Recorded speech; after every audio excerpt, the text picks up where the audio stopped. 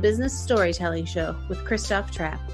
Name a top 20 storytelling podcast and a top 5% podcast globally, Christoph chats with thought leaders and experts to share tips and tricks that can help you tell your company's stories better to drive business results. Available wherever you listen to podcasts, live streamed on major social media channels, and part of the DB&A television network, available on most U.S. television sets and streaming on Roku and Amazon Fire. Here's Christoph with today's episode. Let's go. Let's go, business storytellers. Hey, how's everyone doing? Episode 547, marketing automation. One of my favorite topics. You know what? I'm that old now where I still remember the time when people told me that automation undercuts authenticity, which is total baloney, quite frankly, right? Because if I'm sending you a message, I just scheduled a bunch of messages today internally, actually, because I don't want to flood people today. I want to flood them once a day. My message is still the same. It's just not all at once. It's spread out, right? I'm trying to be strategic about it. So there's nothing wrong with marketing automation. Nonetheless, people get it wrong. And I have proof because when I look at my inbox, some of the automated messages that I get are horrible. The messaging sucks. The timing sucks. You would think they've never met a person in their life. But here to the rescue, Michelle Nedelec. She is with Awareness Strategies, so you can check them out on the web. I guess I don't even have the URL here, but we'll share that in a little bit with you. Awareness Strategies, Michelle Nedelec. And she'll share some tips with us on how do we do better marketing automation? How do we start it? How do we make sure it works?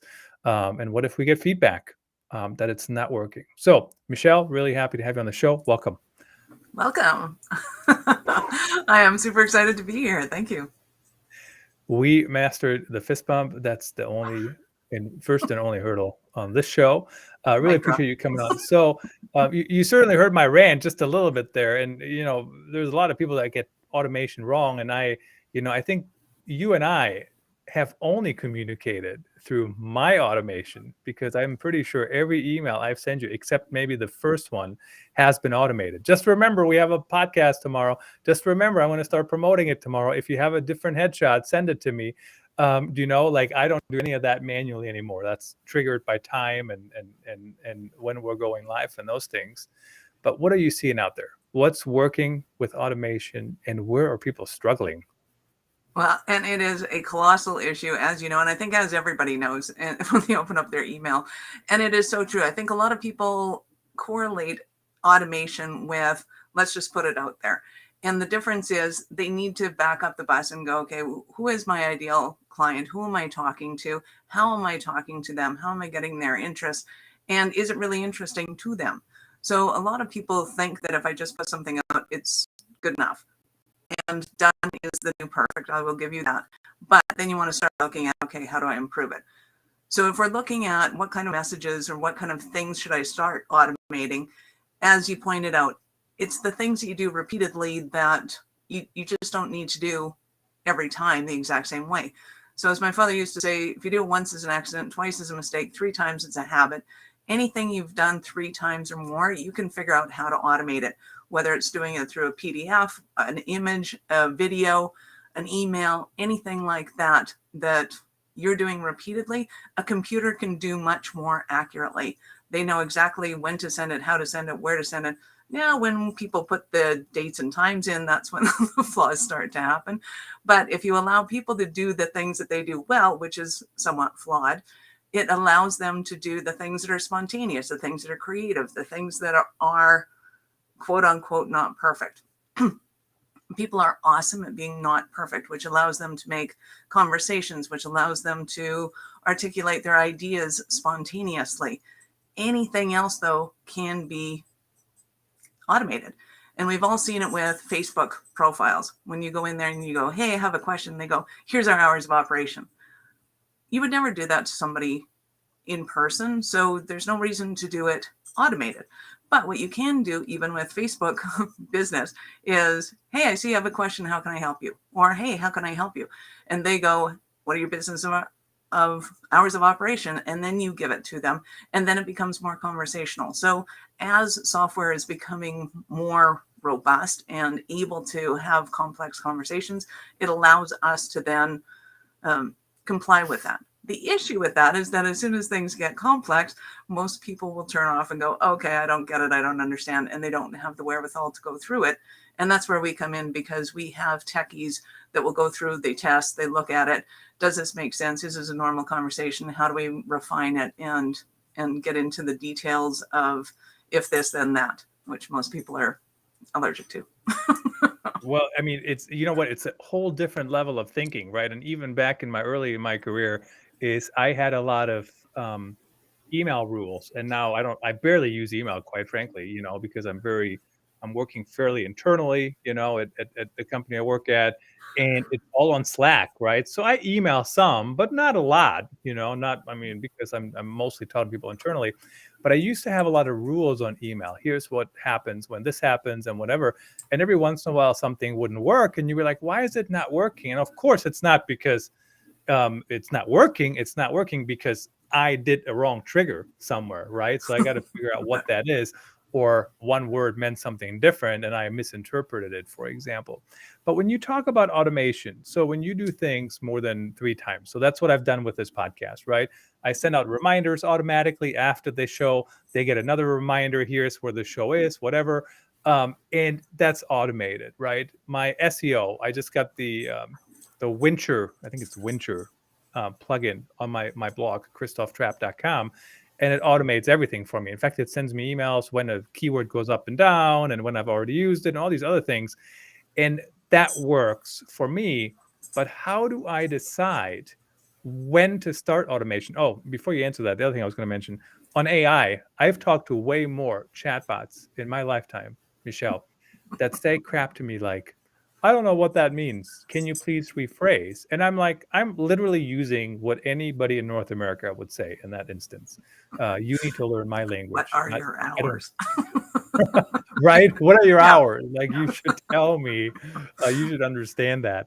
So how do we start? How do we know where to start with automation? And I mean, there's a cost involved too.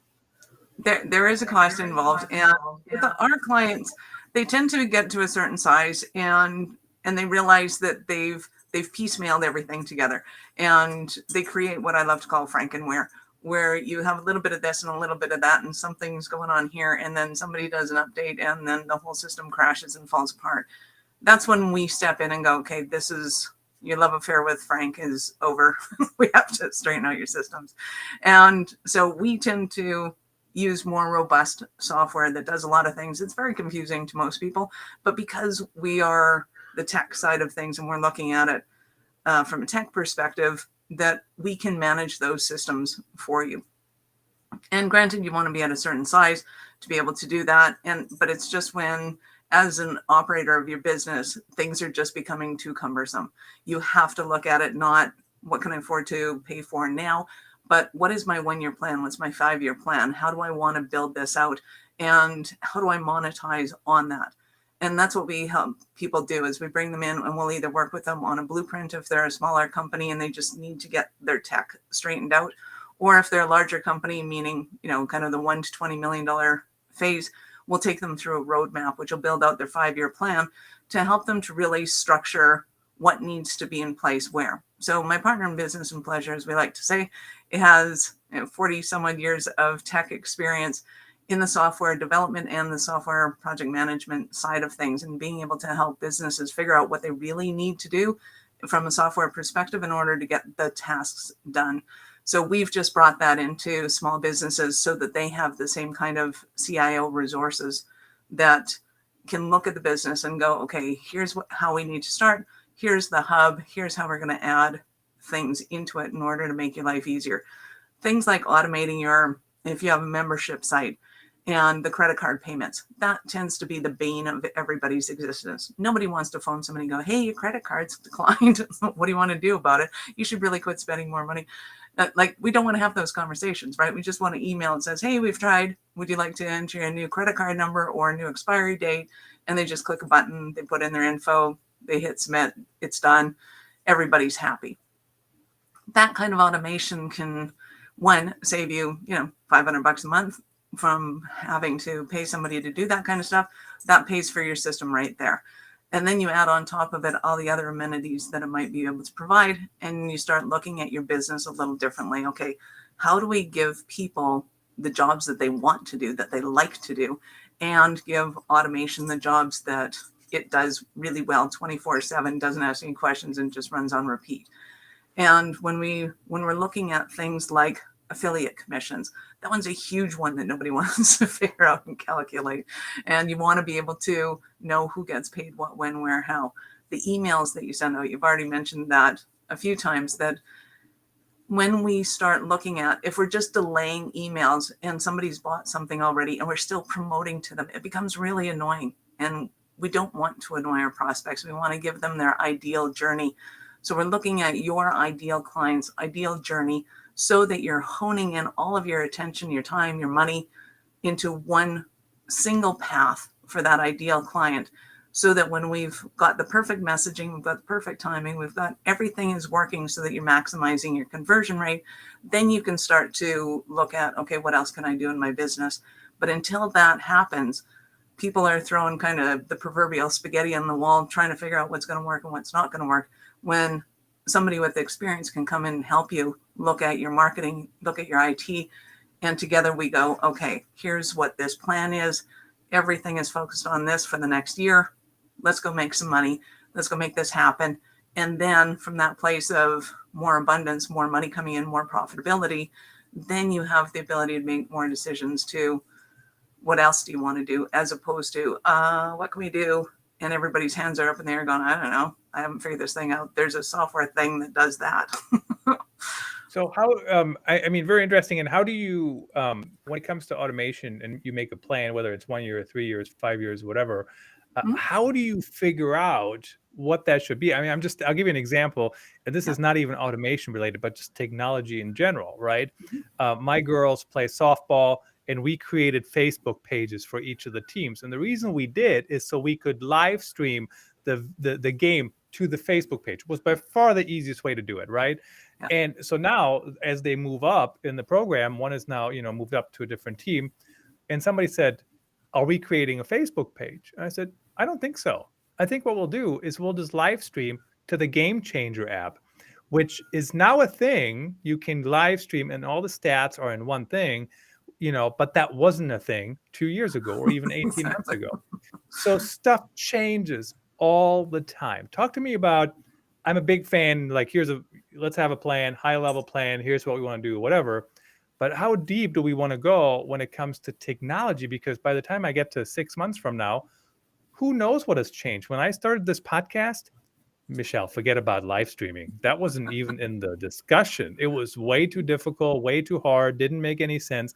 And now the thing is on TV and we're live streaming and go to regular podcast channels still, but it evolves so quickly. How do you marry that as you're moving forward?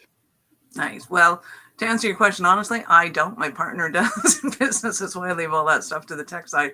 And I empathize with him, because I think it is really difficult to be able to understand, especially as we're aging and technology wasn't the thing that we were born with. It becomes more difficult to always be adopting something new. For the younger generation, they're just used to adopting something new, and this is new and cool and fantastic. Off we go to the races. When it comes to business, there are certain fundamentals that you want to be able to have in place. And sometimes it makes sense to just pick and stick, as they say. So something as fundamental as your CRM. You want to know that your clients are at the center of your business, not the transactional analysis. Because if your CRM and your technology is transactional based, you're going to be spending the most amount of money to acquire clients, and you're not going to be maximizing your profitability. If your CRM is client concentric, then it is going to be able to profit on the back end of what your clients will upsell, downsell, because that's where your profit margin is most often. And it's easier to be able to upsell, downsell to an existing client than it is to a new person. So it's fundamental business decisions that you want to make like that, as opposed to a baseball team that's going to be here and gone in the season, which is fine. Then you just go, everybody's hands in on that software. Awesome. When it comes to business, you want to stay in business for 5-10 years. You want to have that longevity. So you want to be making different decisions based on what is the long-term plan, how do we create more profit, and you really want to have experts in that industry to be able to come in and consult with you on what's happening, and have those people that are, they're constantly looking at the software, that what's the new thing that can solve this problem better, faster, more integrated. Tech people are usually looking at the new software from a completely different angle than the users are. So for example, TikTok, right? When TikTok came on the planet, it's like, hey, I can sit here and watch cat movies all day and this is fantastic and awesome. From a tech perspective, we're looking at it as, okay, how do we get the business message out in 30 seconds or less? Is this going to create enough enticement for somebody to actually take action on it and drag them out of that adrenaline junkie kind of phase in order to go and make a buying decision? Is this where my audience is hanging out? Like, we're just asking different questions about it, as opposed to, could we put videos on TikTok? Well, of course we can, but is it an effective use of our time and effort and money? Well, and also it depends how you can automate it, right? I mean, this video production is getting so much easier nowadays. I mean, I can like in Canva, I can resize something in 2 seconds. I'm this old. This is the episode where I'm going to tell everybody how old I am, I guess. But I remember times when we had to have cheat sheets on our computers, what size everything should be for the different networks. In Canva, you just go click, click, click, Instagram, TikTok, whatever, and it does it. So, and of course, when it comes to TikTok, I just heard the other day, now people are searching on TikTok like it's Google. So if I'm the person who has a video on TikTok, like let's say I'll take 30 seconds of this show and I put on TikTok and say marketing automation basics, somebody searching for marketing automation, we might show up. Not sure that I would personally search for that on TikTok, but in theory. Well, and that comes back to, your reliable sources. And I'm sure in about 6 months, we probably will be. Because it has kind of the same background as YouTube. Once upon a time, YouTube didn't have the notoriety and credibility that Google did, which kind of sounds weird. But then all of a sudden it passed it, because it became the search of, I want to know how to do this and I want to watch somebody doing it. I don't want to read a book on how to do the thing. So how to do the thing became YouTube's magic place. And oftentimes in business, we're not thinking about that either, is that even though we have an intention of what we're going to go out and do, like Amazon, we're going to go out and sell books, but then all of a sudden an opportunity comes around and now it's the number one seller of everything. There is nothing, I don't think, other than maybe plutonium or something, that you can't find on Amazon. You can buy anything there. And it's just having the foresight of being able to, okay, this is what we're doing and this is how we want to do it. And when opportunity comes, how are we going to shift with that? And then it still comes back to the basic business of, say, Amazon was delivery. They made their smarts on how do we make delivery as fast and easy as possible? How do we automate this whole system? And if you've ever had the pleasure of seeing one of their warehouses, it is magic. It's automation magic. And they took a simple concept of delivering books to then delivering anything and everything.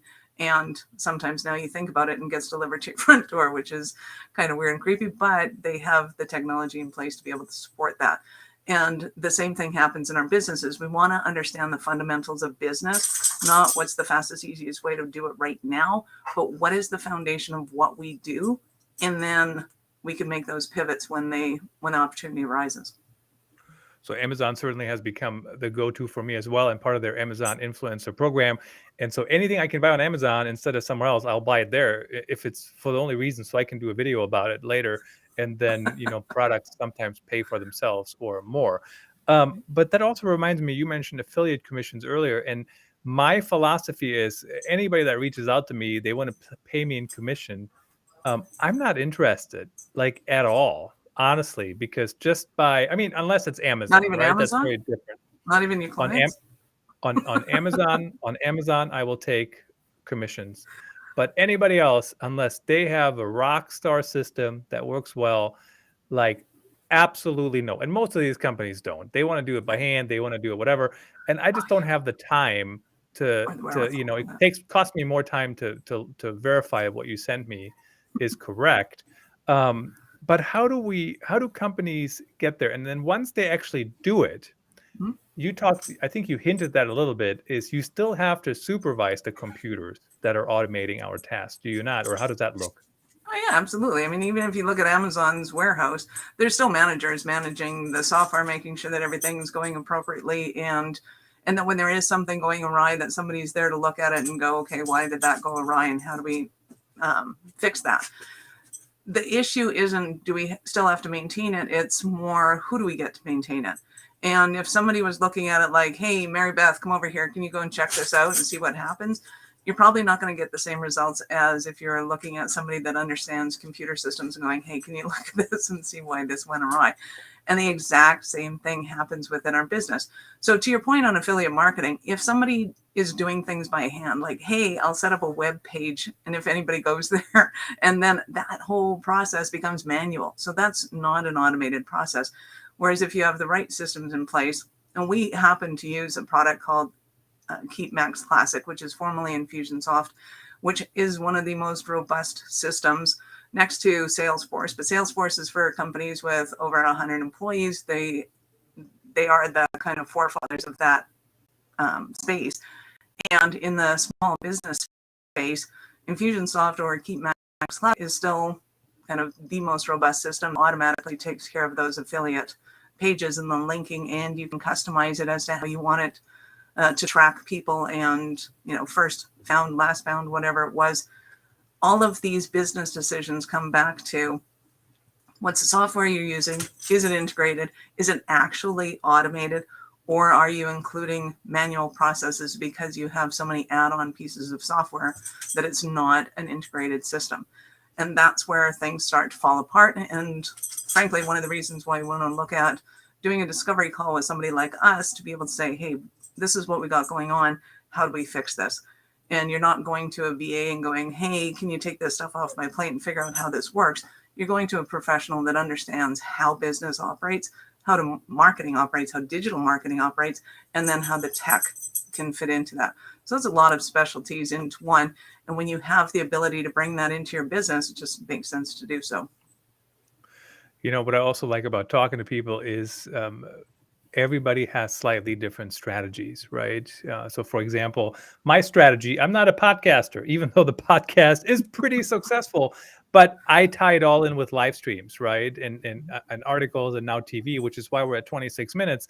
But when people pitch me, they only see the podcast ad, right? And it's an immediate no, because they're trying to sell me a cookie cutter thing that may or may not work for me if I'm only a podcaster. But I'm not a podcaster, right? I'm doing those things combined. So unless you consider those, I'm not your target market, or I can't buy what you're trying to sell, because, at the end of the day, that's not what I'm doing. Right. I would recommend to everybody to listen to the episode a little while back with Scott Brinker. He talked about when do you decide to bundle or not to bundle technology. Awarenessstrategies.com is the website. I've been meaning to say that for the last 20 some minutes, but tell us again, why do people reach out to you? I think you mentioned some of those things, but like a 1 minute spiel here on who should reach out, when, at what time in their journey. Absolutely. So if you're a business owner and your technology is kind of getting out of hand, you're like, okay, we got to figure out how we're going to build this out for the next year or the next 5 years. Absolutely connect with us. If you go to awarenessstrategies.com, there are a bunch of assessments there. So depending on where your area of falter seems to be, you can specialize in those, whether it's the business essentials or your tech assessments. And there's a few other ones there. There's a website audit, which is super cool to be able to go in, just put your website in, and it'll give you back a 30-40 page report on your backlinks, what's going right, where Google's stopping you. So if you're not getting the online traffic that you're looking for, that's an excellent place to start as well.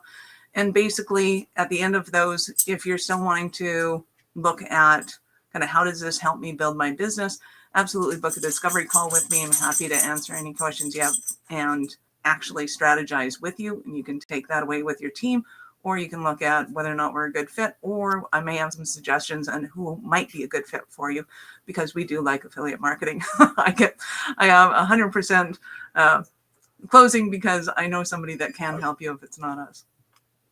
Well, I'll say this just to clarify or expand on my earlier comment. I love affiliate marketing when it's working. What drives me great, Amazon. Thank you, Amazon. I love you. Your live streaming program and influencer program has been fantastic, but it drives me crazy when people can't do automation correctly, when they waste my time. I'm not a math person. I just show me the numbers. If they look wrong, I'll argue with you. Now, one last Send me thing money. is you mentioned credit cards earlier, and I literally sign up for a credit card because their automation is better than another, because it sends me a notification the second it gets used or swiped, even if it doesn't get swiped, which is way better than getting it when it posts, because when it posts, that could be 3 days later, so it's super, super helpful to have that figured out. Michelle, thanks for joining me. Really appreciate you sharing your insights. Thank you for having me. I appreciate it.